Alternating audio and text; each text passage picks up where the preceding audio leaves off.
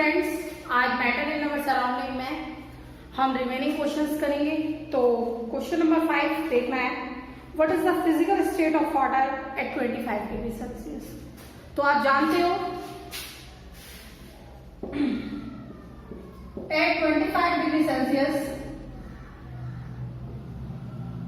Water is in the water exists in the liquid state। 25 degree Celsius पर water जो है liquid state पर क्या करता है, एग्जिस्ट करता है। नेक्स्ट है आपका 0 डिग्री सेल्सियस, तो इसे लिखोगे at 0 degree Celsius water exist in both liquid and solid state। Okay, 0 degree Celsius पर वाटर लिक्विड और सॉलिड स्टेट दोनों में क्या करता है, एग्जिस्ट करता है। अब नेक्स्ट है आपका 100 डिग्री सेल्सियस पर वाटर एग्जिस्ट करता है लिक्विड और गैसेस स्टेट। ओके, तो हमें यहां पता चल गया 25 पर लिक्विड में एग्जिस्ट करेगा, 0 पर लिक्विड और सॉलिड स्टेट दोनों में एग्जिस्ट करेगा, और 100 डिग्री सेल्सियस पर वाटर लिक्विड और गैसेस स्टेट दोनों में एग्जिस्ट करता है। अब नेक्स्ट है आपका नेक्स्ट क्वेश्चन है क्वेश्चन नंबर 6। जस्टिफाई करना है water at room temperature is a liquid. तो यहां पर रूम टेम्परेचर पर वाटर जो है क्या है, लिक्विड है। तो लिखेंगे at room temperature water is a liquid because, इसमें फर्स्ट आया जाएगा water has not fixed boundary and shape। water, it can take the shape of container in which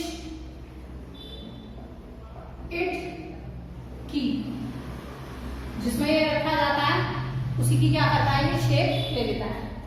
third, water can flow, जो water है वो क्या कर सकता है, फ्लो कर सकता है।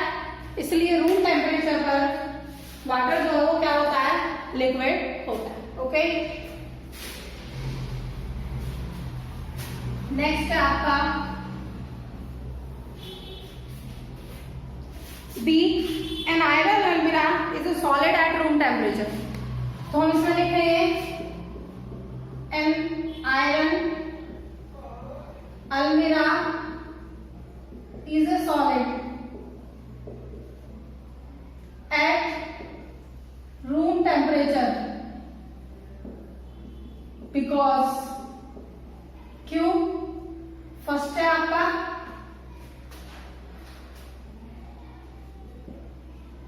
it has fixed shape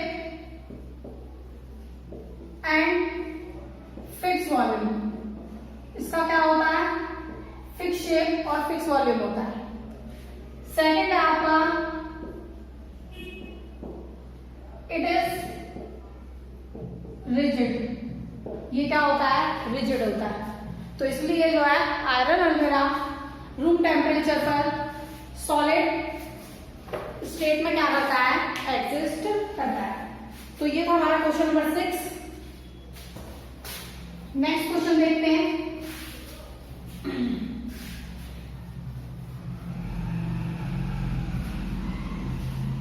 question number 7 कह रहा है why is ice at 273 Kelvin more effective in cooling than water at the same temperature. क्यों आइस 273 केल्विन पर ज्यादा इफेक्टिव होती है कूलिंग में वाटर से। इसमें आप लिख सकते हो water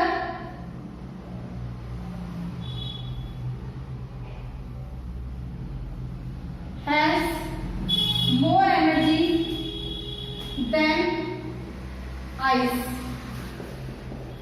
because it possesses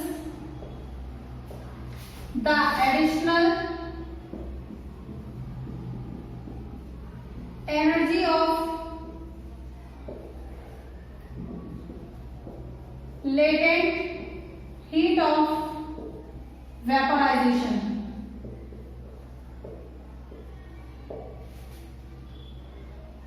So that's why ice is more effective in cooling than water at 273 kelvin. तो हम कह सकते हैं जो वाटर है उसके पास ज्यादा एनर्जी होती है क्योंकि ये पजेस करता है additional energy latent heat of vaporisation. इसकी वजह से जो आइस है वो ज्यादा कूलिंग इफेक्ट शो करती है किसके कंपैरिजन में, वाटर के कंपैरिजन में। हीटिंग इफेक्ट कौन ज्यादा शो करेगा, हीटिंग इफेक्ट आपका ज्यादा शो करेगा वाटर, क्योंकि उसके पास क्या है, ज्यादा अमाउंट में एनर्जी है। ओके, तो हम कह सकते हैं इसलिए 273 केल्विन पर जो आइस है वो ज्यादा इफेक्टिव होता है कूलिंग में। ओके, नेक्स्ट क्वेश्चन है आपका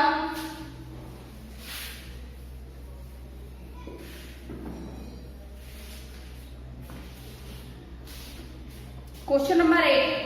क्वेश्चन नंबर 8 में कह रहा है what produces more severe burns, boiling water और स्टीम।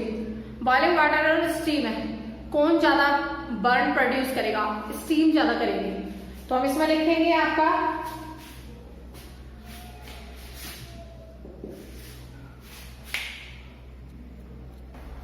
तो इसमें हम लिख सकते हैं water,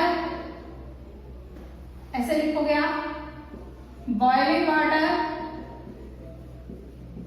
and steam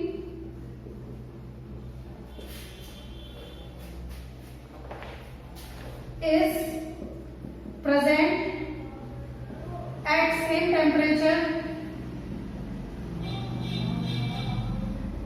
at 273 Kelvin. Okay, steam produces seven burn than boiling water because same reason आएगा इसमें भी, क्योंकि ये भी क्या होता है, एडिशनल एनर्जी देता है, लेटेंट हीट ऑफ वेपराइजेशन। इस वजह से ज्यादा बर्न कौन प्रोड्यूस कर रहा है, स्टीम प्रोड्यूस कर रही है।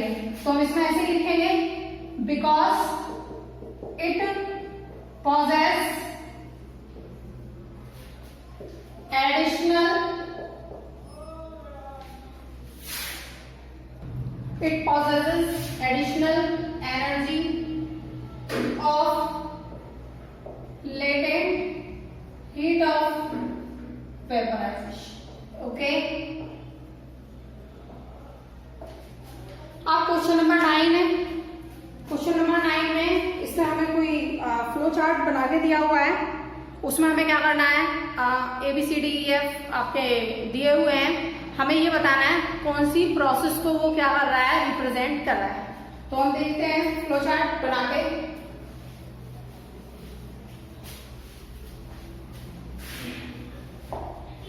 सबसे पहले इसमें क्या कहा हुआ है, सॉलिड है, लिक्विड है, गैस है।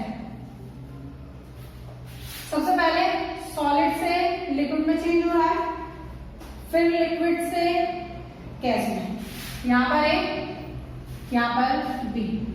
सिंपल सी बात है, हम पढ़कर भी आए थे जब सॉलिड से लिक्विड में चेंज होता है तो उसे क्या कहते हैं? फ्यूजन।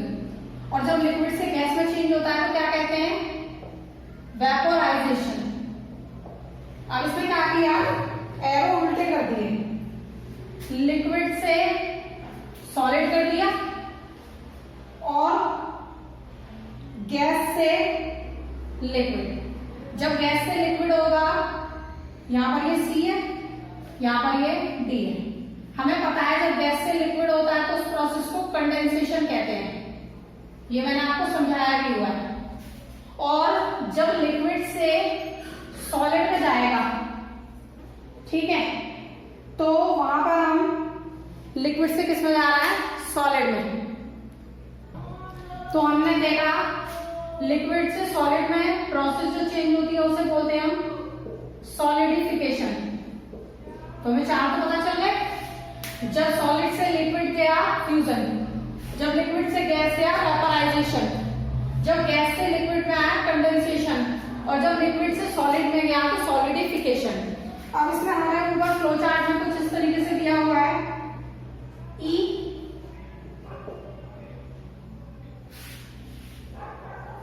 ओके, यहां पर इसमें दिया हुआ है, तो इसमें हमें दिया कि सॉलिड से गैस में चेंज हो रहा है, increase heat and decrease pressure. हम जानते हैं सॉलिड से जो गैस में चेंज होने वाली प्रोसेस है उसे हम क्या कहते हैं? सब्लिमेशन। ओके, तो वो प्रोसेस हमारी क्या कहलाएगी? सब्लिमेशन कहलाएगी। अब यहां पर इसने नीचे दे दिया कि जो गैस है, गैस चेंज हो रही है किसमें? सॉलिड में। यहां F दे दिया और यहां पर है आपका decrease heat and increase pressure.